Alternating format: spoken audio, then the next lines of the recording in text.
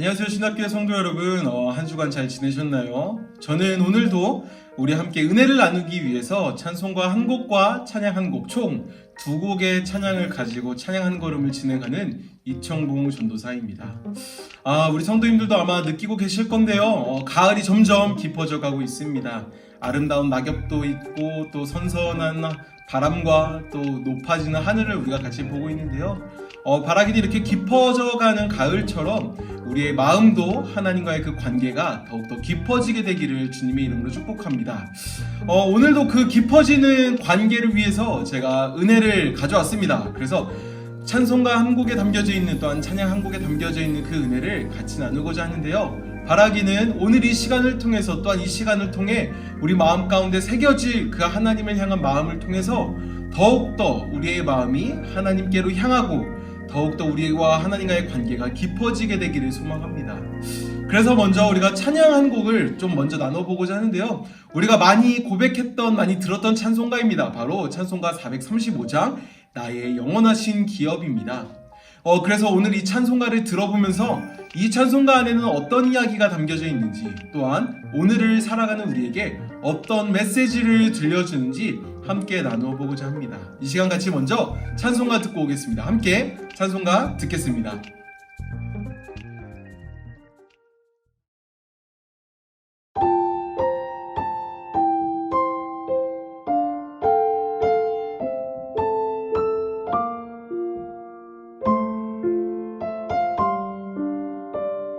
나의 영원하신 기업 생명보다 귀하다.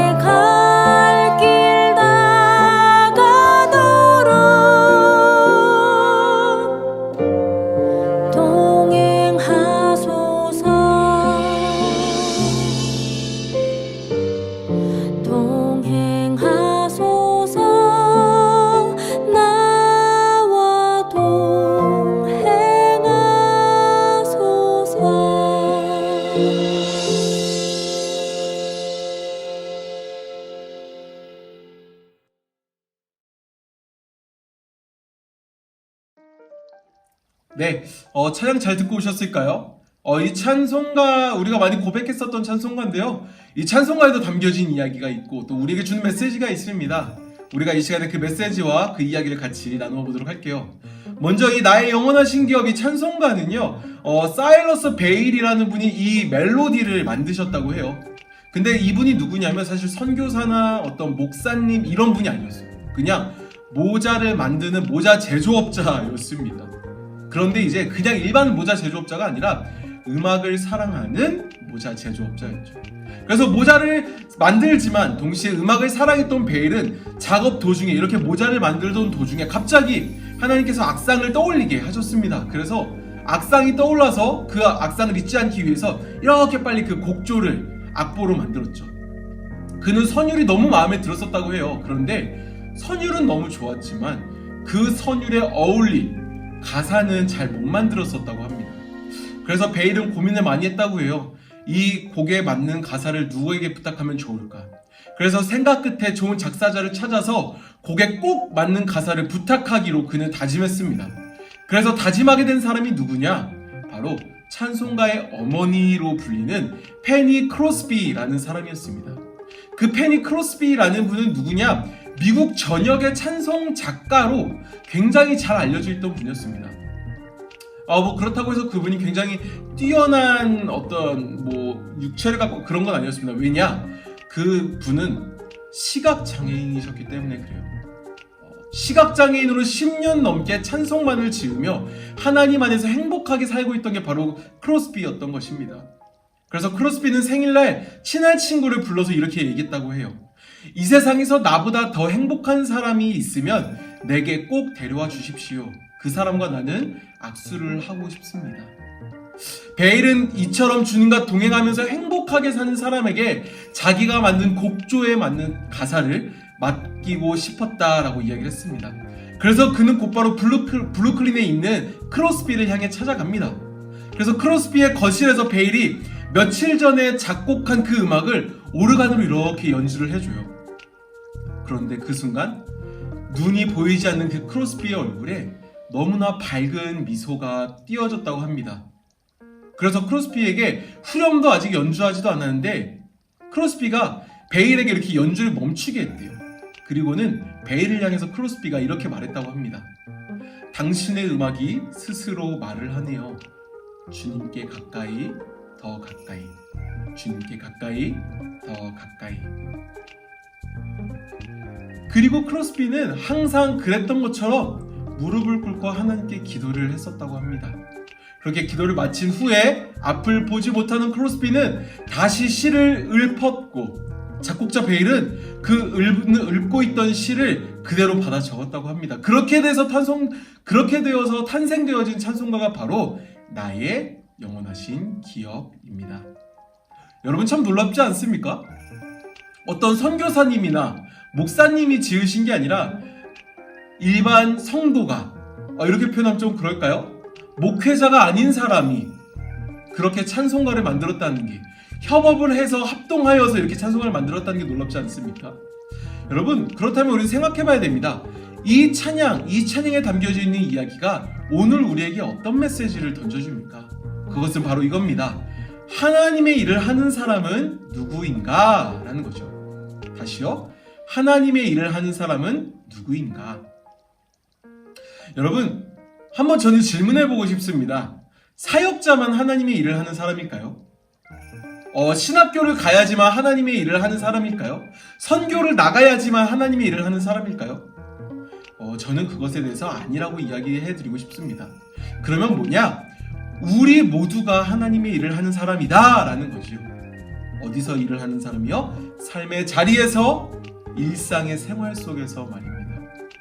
우리는 그동안 하나님의 일하는 사람에 대해서 너무나 특별하게 생각해 왔던 것 같습니다. 목회자들만 하나님의 일을 하는 사람이다, 혹은 선교사님들만 하나님의 일을 하는 사람이다 라는 식의 오해가 우리 안에 있었던 것 같아요. 그런데 여러분, 중요한 게 있다면 뭘까요? 하나님께서는 목회자와 선교사님을 포함한 성도들에게 하나님의 일을 맡기셨다라는 것입니다. 여러분, 여기서 우리가 기억해야 될 게 있어요. 그것은 뭐냐, 바로 이거죠. 우리의 인생의 중요한 순간처럼 우리가 늘 경험하는 가벼운 일상도 하나님께서 계획하신 순간이다라는 겁니다. 하나님의 일이라는 것은 하나님의 마음을 살아내고 전하는 게 하나님의 일이죠. 성경 안에 나타나 있는 하나님의 마음을 삶으로 살아내는 것, 그것이 바로 하나님의 일을 하는 것일 겁니다. 그렇게 만민을 제자로 삼는 삶을 살아가는 것, 그것이 바로 이 시대의 성도들을 향한 하나님의 마음이며 하나님의 일을 하는 삶이라는 것이지요. 그런 맥락에서 우리는 한번 점검해 봐야 됩니다.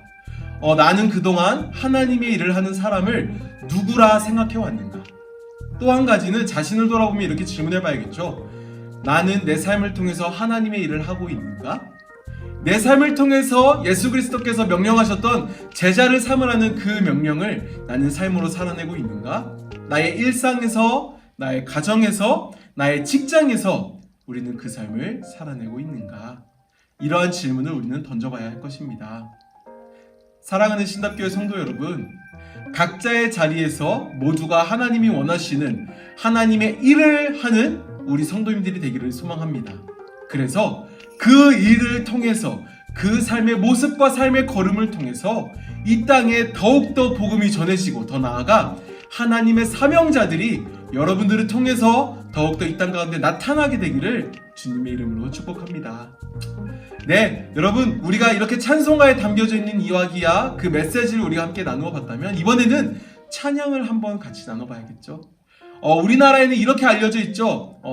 찬양의 열기 혹은 마음의 예배라고 알려진 찬양인데요. 이 시간 우리가 먼저 이 찬양 같이 듣고 난 뒤에 이 찬양 가운데 담겨져 있는 이야기 함께 나누어 보도록 하겠습니다. 먼저 찬양 듣고 오겠습니다.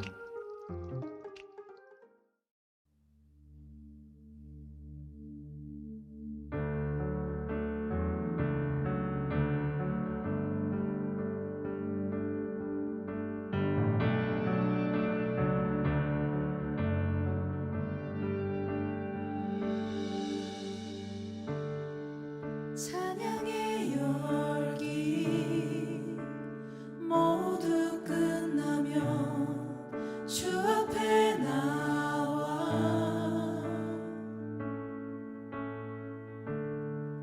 더욱 진실한 예배 드리네. 주님을 향한 노래, 상의 노래, 내 맘 깊은 곳에 주께서 원하신 것, 화려한 음악보다 끝없는 열정보다 중심을 원하시죠. 주님께 드릴 마음의 예배, 주님을 위한, 주님을 향한 노래, 중심 잃은 예배 내려놓고 이제 나 돌아와 주님만 예배해요.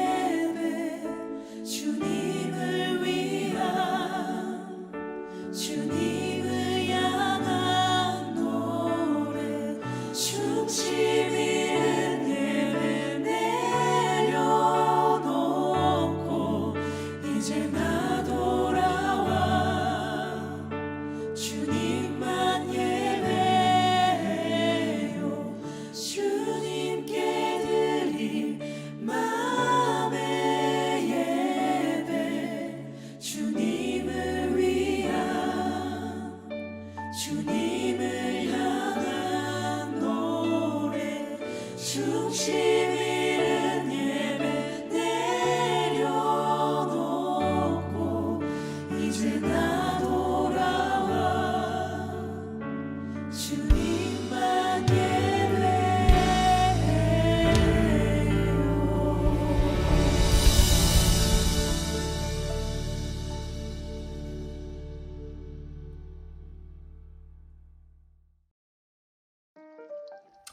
네, 찬양 잘 듣고 오셨을까요? 아마 많이 들어보신 분들도 계실 거고, 처음 들어보신 분들도 좀 계실 건데, 약간 찬양이 좀 우리에게 많은 메시지를 던져주는 것 같아요. 그쵸? 근데 제가 이 찬양의 가사를 먼저 제가 영어로 좀 읽어드려 볼게요. 이거 조선님 갑자기?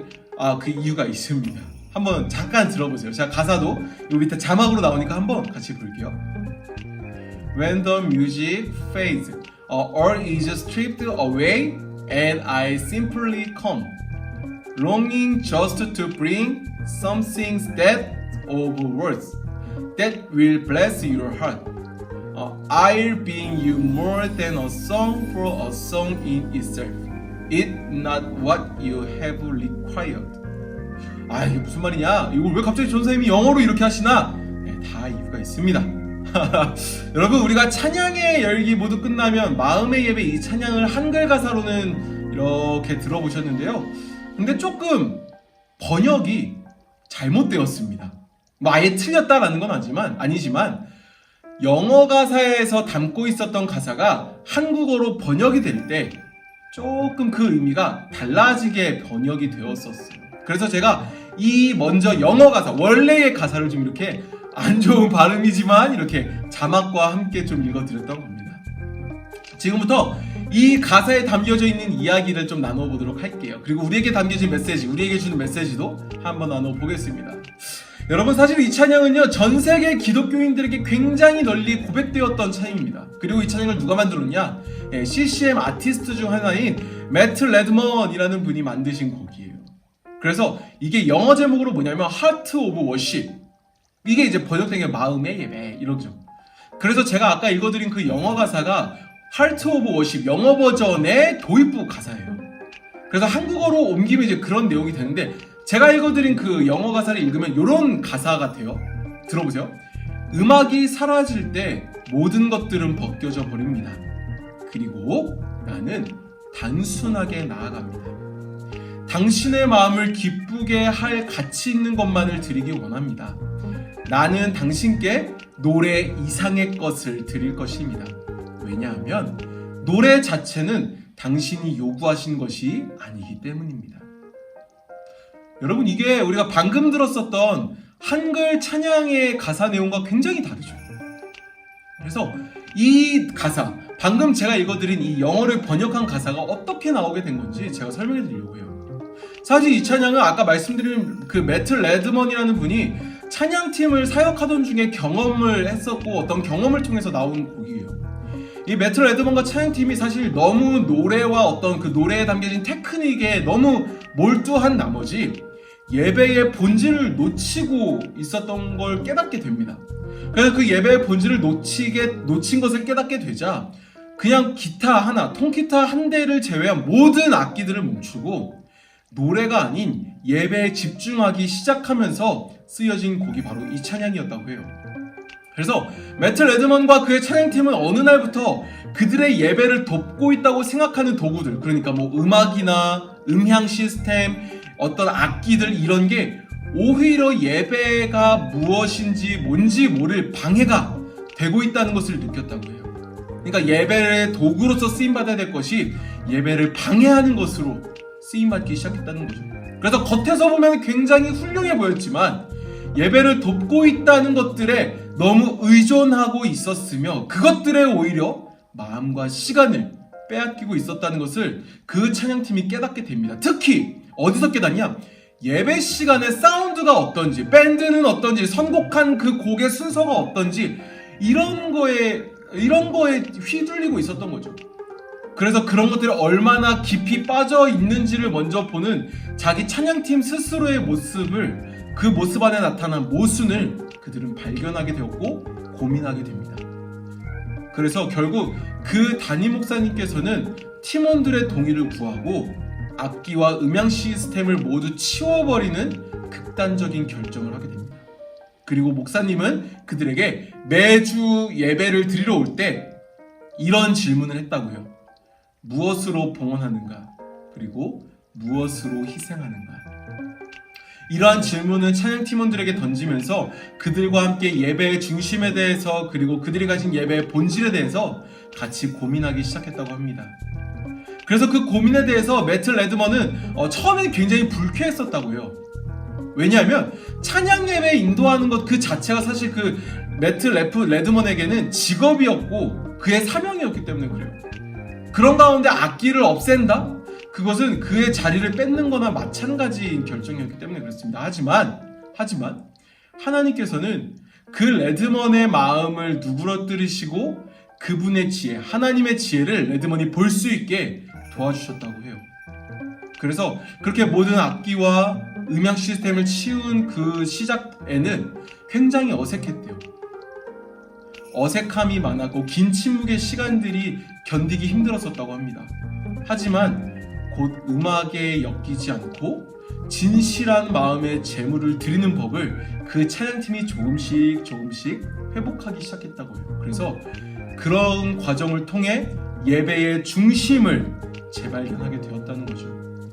그리고 모든 악기들이 제자리를 찾았을 때엔 마음의 고백이 입술의 고백을 따라 잡을 수 있게 되었다고 합니다. 그렇게 한 시즌이 지나고 모든 일들을 다시 묵상하며 나오게 된 곡이 바로 Heart of Worship, 바로 마음의 예배였다는 겁니다. 여러분, 사실 우리가 이 찬양의 이야기를 들으면서 한번 고민해봐야 될 부분이 있습니다. 그게 뭐냐면 바로 이겁니다. 우리는 예배 안에서 무엇에 집중하고 있는가? 다시요. 우리는 예배 안에서 무엇에 집중하고 있는가라는 것입니다. 여러분, 우리가 생각해보면은 우리가 지금 살고 있는 이 시대는 예배의 홍수 가운데 있습니다. 한번 우리 교회만 해도 세볼까요? 새벽 기도회가 월, 화, 수, 목, 금, 토 6번이 있습니다. 3일 기도회가 있지요. 주일 1부 예배, 2부 예배, 3부 예배가 있습니다. 거기다가 오후 예배까지 있죠. 그럼 11개입니다. 근데 이게 교육부서까지 한번 해볼까요? 영아부, 유치부, 아동부, 중고등부, 청년부. 우리 교회만 하더라도 16번의 예배를 한 주에 드리고 있습니다. 물론 세대가 다르고 이렇게 시간이 다르긴 하지만 예배의 숫자로만 보면 굉장히 많은 수의 예배를 드리고 있는 겁니다. 그런 가운데 우리는 한번 생각해보고 싶습니다. 그 예배에서 가장 중요시 되어야 될 것이 있다면 무엇일까요? 그 예배에서 가장 기억되어야 될 것이 있다면 무엇일까요? 그 예배에서 가장 소중히 여겨야 할 것이 있다면 무엇일까요? 저는 다른 것보다도 예수 그리스도 한 분이면 충분하다고 봅니다. 어떤 재밌는 유머, 아니면 나의 어떤 직분, 내가 섬기는 봉사의 모습, 이런 거 말고요. 그런 한 사람을 세우신, 우리를 교회로 부르신 예수 그리스도, 그 한 분만 기억되면 되는 거죠. 그런 면에서 우리는 생각해 봐야 됩니다. 무엇을 생각해 봐야 될까요? 바로 이거죠. 우리의 예배의 중심에는 무엇이 있는가? 우리가 드리고 있는 그 예배의 중심에는 무엇이 세워져 있는가? 라는 것입니다. 여러분, 우리는 성경을 통해 알고 있습니다. 교회의 머리 되는 분은 예수 그리스도입니다. 그러면 우리는 질문을 던져봐야죠. 그 교회에서 하는 것은 무엇입니까? 네, 하나님을 예배하는 것입니다. 그러면 자연스럽게 우리는 그 공식이 성립될 것입니다. 예수님이 머리가 되는 교회에서는 예배를 드리는 게 중요하구나. 그럼 그 예배에서 가장 중심되어야 될 것은 무엇일까? 예수 그리스도죠. 정치가 아닙니다. 직분도 아닙니다. 봉사도 아닙니다. 그 한 사람을 예배자로 부르신, 그 한 사람을 구원해 주신, 그 한 사람을 하나님의 자녀로 삼으신, 우리를 의롭게 하신 예수 그리스도, 그 한 분만 예배 안에서 집중되어야 하는 것이죠. 그리고 우리는 그 예수 그리스도를 바라보아야 하는 것입니다. 그래서 우리로 하여금 예수 그리스도를 바라보지 못하게 하는 게 있다면 잘라내야죠. 그것이 성도의 모습 아닐까요? 그것이 교회가 마땅히 해야 될 모습 아닐까요? 사랑하는 신덕교회 성도 여러분, 예배 안에서 우리가 집중해야 될 것은 어떤 직분이나 혹은 어떠한 유머나 혹은 어떤 정치적인 이야기나 혹은 나의 섬김과 나의 경험이 아니라 나를 부르신, 나를 구원하신, 그래서 나로 하여금 하나님의 자녀가 되게 하신 예수 그리스도 한 분만 집중하면 됩니다. 이런 말이 있지요. 홍수 가운데에 마실 물이 없다고. 물은 참 많아지지만 오히려 마실 물이 없어지는 게 홍수입니다. 그 맥락에서 봤을 때 지금 시대도 참 무서운 부분인 것 같습니다. 예배는 너무나 많습니다. 하지만 그 예배 안에서 이상하게 목마름을 더 느끼는 게 지금의 시대가 아닌가 생각됩니다. 사랑하는 신답교회 성도 여러분, 예배 안에서 예수 그리스도께 집중하는 우리가 되길 원합니다.